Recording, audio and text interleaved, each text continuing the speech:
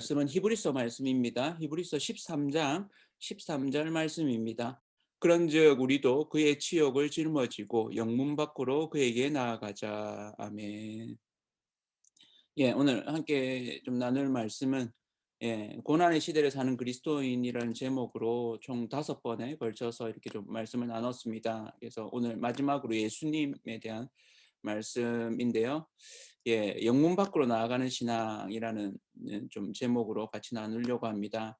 여러분, 아사셀의 염소라는 말 들어보신 적 있습니까? 아사셀의 염소. 뭐 별로 익숙하지는 않으실 겁니다. 이 이스라엘 사람들은 이 대속죄일 이라고 있습니다. 1년 중에 이렇게 일주일 정도를 정하고 속죄일을 정합니다. 그중에서 이제 대속죄일이라고 해서 매년마다 이들이 하나님 앞에 새롭게 나아갈 수 있는, 또 자신이 이렇게 하나님 앞에 정결하게 서기 위해서 우리가 아는 가운데 죄를 짓기도 하지만, 그렇게 죄를 지으면 이제 하나님 앞에 뭐 화목제 또 번제 이런 제사를 드리잖아요. 그래 통해서 우리가 사실은 회복하게 되고 하나님의 용서를 경험하게 되는. 그래서 구약 시대에도 예수님의 그런 용서를 사실은 이 제사를 통해서 그들이 경험한 겁니다. 그래서 예배가 중요한 것은 이런 용서를 경험하는. 그러니까 세상 어디에서도 사실은 용서를 경험할 수 없고 죄에 대한 해결을 할 수 없는데, 하나님이 그 용서와 죄에 대한 해결, 심지어는 부지불식간에 이렇게 내가 잘못해서 누구를 살인하거나 또 피해를 입히거나 이런 부분들까지도 하나님이 꼼꼼하게 방법들을 알려주시고 주셨어요. 이게 참 놀랍죠. 그래서 이런 부분들을 몰랐던 민족들은 끊임없이 복수하고 용서가 안 되는 거예요. 우리 마음에는 용서가 잘 안 되거든요. 그러니까 구약에서는 그나마 이렇게 그 하나님의 백성들에게 그 다른 이들에게 있었던 거하고 좀 다르게, 심지어 우리가 이렇게 뭔가 피해를 받으면 하나 받으면 2배로 혹은 10배로 이렇게 한 거에 비해서 딱 받은 만큼만, 이에는 이, 눈에는 눈, 이 정도까지만 하는 것도 그래도 이렇게 좀 정당한, 그래서 그만큼만 딱 복수하는, 그만큼만 해결하는. 근데 그것을 넘어서서 하나님은 그 부분에 대해서 오히려 죄를 갚도록 하시고, 또 어떤 면에서 용서하도록 하시고 원수를 사랑하라고까지 이야기하셨기 때문에 대단한 거죠. 아사셀의 염소가 이 대속죄일에는 염소를 2마리를 잡습니다. 그래서 한 마리는 제사로 드립니다. 각을 뜨고 이렇게 해서 제사로 다 태웁니다. 보통 화목제물이나 이런 것은 이 각을 뜬 이후에 나눠 먹습니다. 화목제물 같은 경우에는. 그래서 그 솔로몬 같은 경우에는 제물을 드리고 나서 이렇게 일천번제 이런 게 뭐냐면, 양을 이렇게 염소를 이런 걸 1,000마리를 잡은 겁니다. 그리고는 백성들이 다 나눠 먹게 하는 겁니다. 그래서 그런 거가 이제 뭐 우리 불교식이 아니고, 이 참 놀랍죠. 이제 먹고 나서 하나님과 화목되었으니까 이렇게 성도들 간에도 화목되어질 수 있도록 같이 음식을 나눠 먹도록 하는 이 놀라운 부분들. 예수님도 부활하신 이후에 제자들에게 오셔서 음식을 해 주시잖아요. 그러니까 이 먹는 것, 이렇게 풍성함을 누리는 것을 아주 구체적으로 우리가 누리도록 하셨는데, 이 대속죄일에는 양을 한 마리가 아니고 2마리를 이렇게 잡아서, 한 마리는 그렇게 각을 뜨고 제사를 완전히 다 태웁니다. 먹지 않고 그건 완전히 우리의 죄에 대해서 다 거기에 얹혔기 때문에, 뭐 굳이 이렇게 좀 예를 든다면 그런 거 있잖아요. 이렇게 그 뭡니까? 삼계탕 먹을 때 이 대추를 넣는 거는 먹지 마라. 독소가 그 대추 안에 다 들었기 때문에 안 먹어야 된다, 이런 것처럼 이 죄를 다 했기 때문에 사실은 안 먹습니다. 보통은 대제사장이 그래도 먹고 이러는데 이거는 아예 안 먹습니다. 그리고 완전히 불태우고, 그리고 한 마리는 광야로 내보냅니다. 그래서 광야로 내보내는 이유가 죄를 완전히 이렇게 없이 하고 또 이 죄를 아예 보내버린다, 이런 의미를 가지고 있습니다. 그래서 광야로 내보낸 이 아사셀의 염소라고 하는데, 이 아사셀이라는 뜻이 떠나다라는 말의 히브리어 아잘과 염소라는 말의 에즈가 결합된 말입니다. 그래서 예, 아잘 에즈, 아사셀, 이렇게 아자젤 이렇게 되는 건데, 이 달아나는 염소 혹은 보냄받은 염소라는 뜻이 되는데, 우리의 죄의 짐을 지고 보냄받은 염소다, 이렇게 좀 되어지죠. 그래서 예수 그리스도의 죽으심을 상징하는 것이 되어집니다. 강야로 보내져서 백성의 죄가 그들이 지내는 곳에 전혀 남아 있지 않다, 이런 부분, 완전히 모든 죄악이 완전히 제거되었다라는 일종의 속죄 의식이 되어집니다.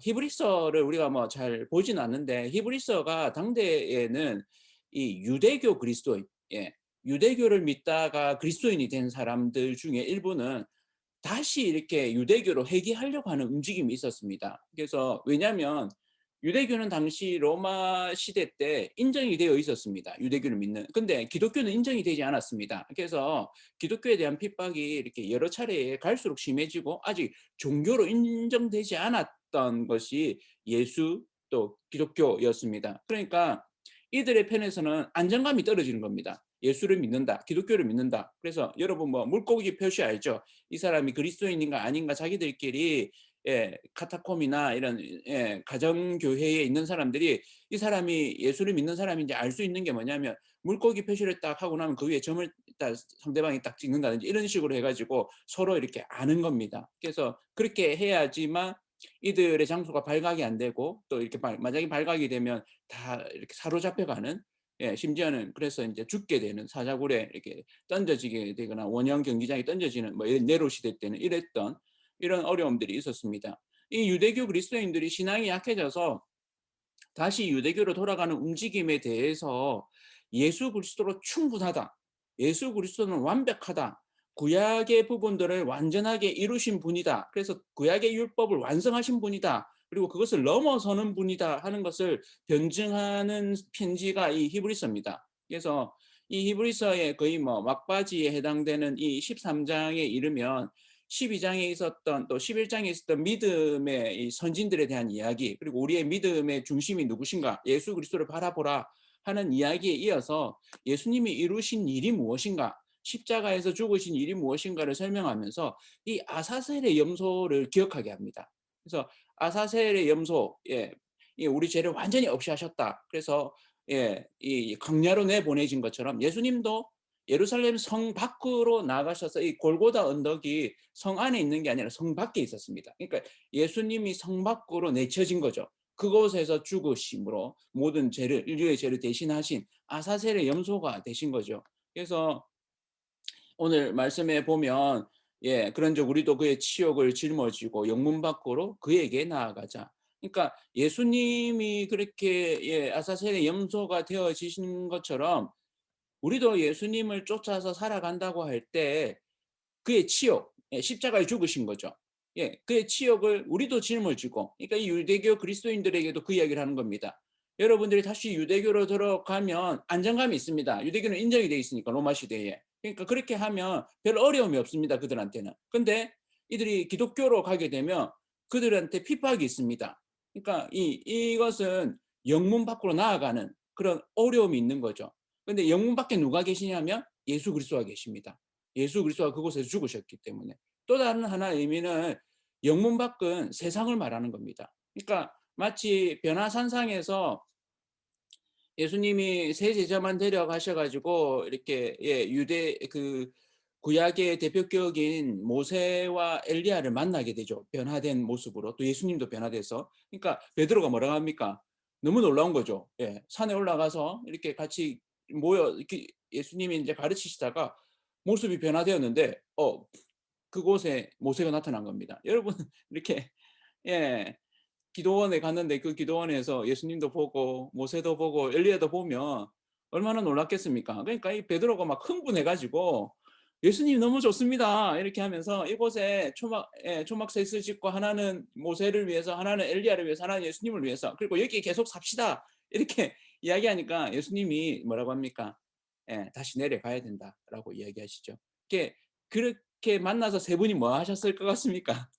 십자가의 죽으심에 대해서 이야기를 하신 겁니다. 그러니까 예수님은 지금 사명을 감당하시는, 그리고 죽으심에 대해서 이야기를 하는데 예수님의 생각과 이 베드로의 생각이 다른 거예요. 베드로는 어떤 생각을 가지고 있냐면 그곳에서 이제 한 자리 할 거, 예수님이 이제 왕으로 등극하시는, 제자들 속에서도 예수님에 대한 기대는 여전히 왕으로 이렇게, 예, 예루살렘으로 올라가는 그런 기대치를 계속 가지고 있었습니다. 예수님이 자꾸 이야기해 주는데도 불구하고 심지어 어제 우리가 나눴던 마태복음 16장 16절 또 18절 베드로가 놀라운 고백을 하죠. "주는 그리스도시요 살아계신 하나님의 아들이십니다라고 고백했는데도 불구하고, 그러니까 너희가 이제, 예, 놀라운 고백을 했기 때문에 이 고백 위에 교회가 세워질 것이다. 음부의 권세가 이기지 못할 것이다. 이렇게 이야기했는데도 불구하고 그리고 그것을 알아들었으니까 "내가 이제 죽을 것이다." 이 이야기하니까 베드로가 뭐라 합니까? "죽으시면 안 됩니다." 이렇게 이야기하죠. 그래서 "사탄아 내 뒤로 물러가라." 이렇게 예수님이 아주 단호하게 선을 그으시죠. 우리의 신앙생활 가운데 우리가 그런 마음들이 있습니다. 예, 성문 안에서 안전하게 예, 마치 변화산상에서 베드로가 한 것처럼 예, 우리가 여기에 초막셋을 짓고 편안하게 신앙생활 하길 원합니다. 이런 마음들이 우리 속에 자연스럽게 예, 들어옵니다. 그런 것 가운데 예수님이 이야기합니다. 예, 다시 내려가자라고 얘기합니다. 산 아래로 내려가자. 이 말은 영문 밖으로 나아가자. 예, 세상 밖으로 나아가자. 예, 그렇게 얘기합니다. 레베카 핏벗이라는 이 한 여성 그리스도인이 예, 그런 이야기를 합니다. 세상 속의 그리스도인은 소금통에서 나온 소금과 같다. 이렇게 얘기합니다. 너희가 소금통에서 나와서 세상을 짜게 하는 역할을 감당해야 된다. 근데 그리스도인들이 계속 소금통에만 머물고 있고 싶어 하는 거예요. 마치 예, 그리스도인 공동체 안에 개토화되어서 그냥 우리가 좋사오니 우리끼리 이렇게 좋사오니 이 속에 머물고자 하는 그런 마음들이 있는 겁니다. 그 부분에 대해서 "아니다. 너희는 세상 속에서 소금의 역할을 빛의 역할을 해야 된다."라는 이야기를 하는 거죠. 어떻습니까? 예. 오늘 예, 성금요일 예, 고난 주간의 하이라이트라고 할 수 있는 이 금요일 아침 또 특별 새벽 기도의 마지막 날 아침인데 이 말씀을 좀 같이 우리가 좀 예, 새기기를 원합니다. 바울은 이 예수님의 가르침을 그의 삶 가운데 늘 채우려고 애를 썼습니다. 그래서 그가 초기에 썼던 갈라디아서 6장 17 절에는 그 예, 갈라디아 예, 이 교회에 썼던 편지의 마지막에는 이렇게 얘기합니다. "누구든지 나를 괴롭게 하지 말라. 내가 내 몸에 예수의 흔적을 지니고 있노라." 이렇게 얘기합니다. 그가 예수를 쫓아가기 위해서 많은 핍박, 예, 그가 영문 밖으로 나아가는 그런 신앙생활을 했던 겁니다. 그가 그냥 유대교로 남아 있었으면 그는 아주 인정받는 엘리트였고 코스를 밟아서 어떤 높은 위치에까지 올라갈 수 있는 그런 자였습니다. 그러나 그거 다 예수님을 만나고 나서 다 버리고 예, 배설물로 여긴다고 이렇게 얘기했습니다. 그가 빌립보서 3장 10절 11 절에 보면 이 에베소서가 쓰여졌던 때하고 비슷한 때죠.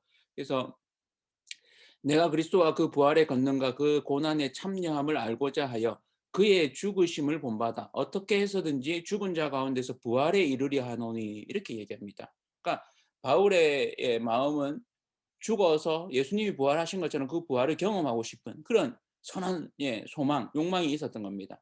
디모데후서 1장 8 절에는 이렇게 얘기합니다. "주를 위하여 갇힌 자 된 나를 부끄러워하지 말고." 이 디모데후서는 바울이 예, 마지막 감옥에 갇혀서 이제 곧 있으면 죽을 것도 이제 감지하고 있던 때입니다. 그래서 그가 쓴 마지막 편지에 "오직 하나님의 능력을 따라 복음과 함께 고난을 받으라."라고 이렇게 이야기합니다. 예수님이 제자들에게 예, 특별히 마태복음 16장 24 절에 보면 예, 그 베드로에게 예, "내 뒤로 물러가라. 사탄아 내 뒤로 물러가라." 이렇게 이야기하신 이후에 이런 얘기를 하십니다. 같이 한번 이 부분은 찾아볼까요? 마태복음 16장 24 절입니다. 마태복음 예, 16장 24 절. 네. 네. 16장 24절 제가 한번 읽어 보겠습니다. 마태복음 16장 24 절입니다.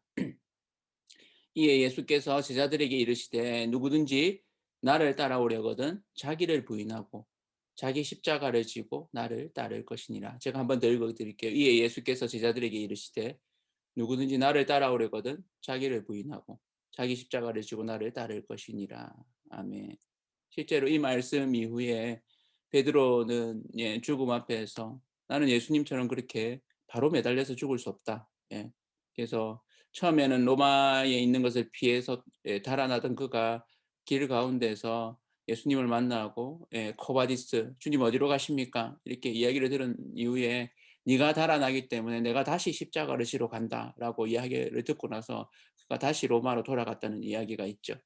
예. 그 로마로 돌아가서 그가 "저는 예수님처럼 그렇게 바로 매달릴 수도 없습니다." 그래서 거꾸로 매달려 죽었다고 이야기하죠. 예수님을 온전히 따르고 있습니까? 이 땅에서 하나님 나라를 위해서 영적인 싸움을 싸우고 계십니까? 예. 그로 인한 고난을 두려워하지 맙시다. 예. 오늘 말씀 적당하게 신앙생활하고 있지는 않은지, 우리의 신앙이 하나님 편에 그리스도 편에 정말 서 있는지, 그로 인해 받는 고난을 두려워하지 말고 영문 밖으로 나아가는 저와 온 성도님들 되길 권해드립니다. 그럴 때 우리의 신앙을 통해서 예수님이 이루셨던 그 일들을 계속해서 연장해서 이루실 줄로 믿습니다. 우리를 통해서 우리가 소금의 역할, 빛의 역할을 하면 어둠 가운데 빛이 밝혀지고 세상 가운데 소금으로 오히려 짜게 하는 그 역할을 하게 됩니다. 말씀을 마무리하고자 하는데요. 교회 정문 앞에 수국이라는 꽃이 있습니다. 이 수국이 신기한 게 물을 정말 좋아해서 수국이라고 이렇게 합니다. 이 수국을 제가 인제 뭐 벌써 키운 지 몇 년 됐는데, 초반에는 이렇게 좀 잘 몰랐는데 가을 끝자락이 되면 가지를 다 쳐 주라고 하더라고요. 겨울을 지나면서 이 수국이 가지를 다 쳐두면 우리 생각에는 끝까지 좀 풍성하게 살아 있기를 바라잖아요. 근데 겨울을 나면서 가지를 다 쳐줘야 그 겨울의 추위 가운데 단단해져 가지고 잎이 더 무성하게 나는 것을 보게 됩니다. 이 참 신기하죠. 그러니까 그러면서 이 풍성해지는 이런 것들을 좀 경험하게 되는데, 우리가 신앙에 있어도 그런 면이 있습니다. 신앙 가운데 오히려 고난과 어려운 가운데 우리의 신앙이 꽃을 피우게 됩니다. 세상 가운데 우리가 영문 밖으로 나아가는 신앙생활은 어떤 것일까요? 그것은 세상 가운데 예수님이 하셨던 것처럼 희생하고 섬기는 데 있습니다. 우리가 희생하고 섬길 때 그를 통해서 세상이 우리가 하는 그 빛과 소금의 역할들을 알게 됩니다. 그래서 우리 교회가 더 성장해 가길 기도하게 됩니다. 우리의 신앙이 또 우리의 교회가 더 나아가는 데 있어서 저는 이제는 이 우리 교회가 인제 어린아이 걸음마 단계를 넘어서서 소년기로 좀 접어들었다고 생각합니다. 인제 3 년을 지났고 인제 4년 차에 이렇게 해당되는데, 이 부분에 있어서 아직은 뭐 사실은 제가 하는 부분들이 여러 가지로 좀 많이 있는데, 이제 우리 집사님들이 그 역할들을 조금씩 감당해 가고 있는 것을 좀 보게 됩니다. 그래서 그 역할들이 또 우리 어린이들이 그래도 좀 많이 모이고 있는데, 이 부분까지도 우리 집사님들 뭐 우리 정은희 선교사님도 같이 도와서 하고 계시고 차명님 집사님도 하고 계신데, 제가 아직은 아이들한테 이렇게 주로 하고 있는데, 이 부분도 우리 집사님들이 맡아서 아이들 돌아보고 하는 일까지도 좀 감당이 되어지는. 그래서 이렇게 하면 예 제하고 같이 우리 집사님들이 또 신앙적인 부분에 있어서 본이 되고 아이들을 가르치는 부분들이 이 다음 세대까지 또 연결될 거라고 생각합니다.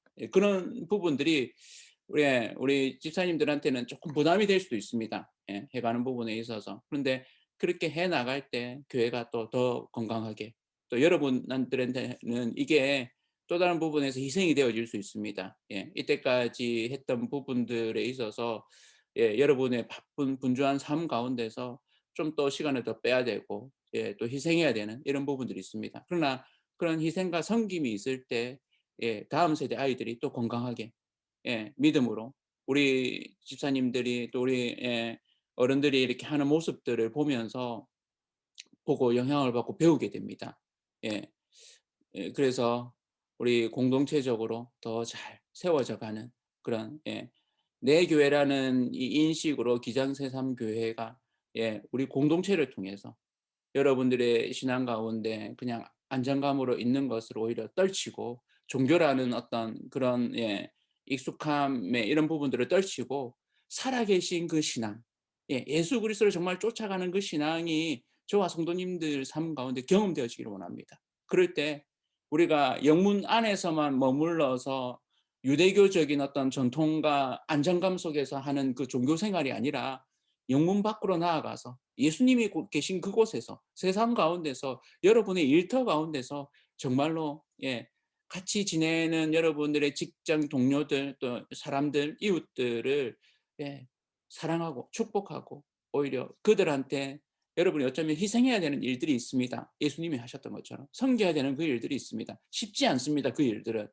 똑같이 그런 일이 생기면 안 그러고 싶은 마음들이 있습니다. 그럴 때 이런 신앙, 이 말씀을 좀 기억하시면서 영문 밖으로 영문 밖에 계신 그 예수 그리스도에게로 나아가는 그런 신앙생활 하시는 저와 온 성도님들 되시기를 축복합니다. 한번 같이 기도하실 때 제가 축복 기도하고 또 개인의 기도로 같이 기도하실 때 충분히 기도하시고 이렇게 좀 자유롭게 나아가시면 되겠습니다. 제가 축복 기도하겠습니다. 주 예수 그리스도의 크신 은혜와 하나님의 놀라우신 사랑하심과 성령의 교통 충만케 하심이 주님 영문 밖으로 나아가서 예수 그리스도가 계신 그곳 세상 가운데서 희생하고 섬기며 이웃을 축복하는 교회로 살고자 하는 모든 성도들에게 지금부터 영원토록 함께 있을지어다. 아멘.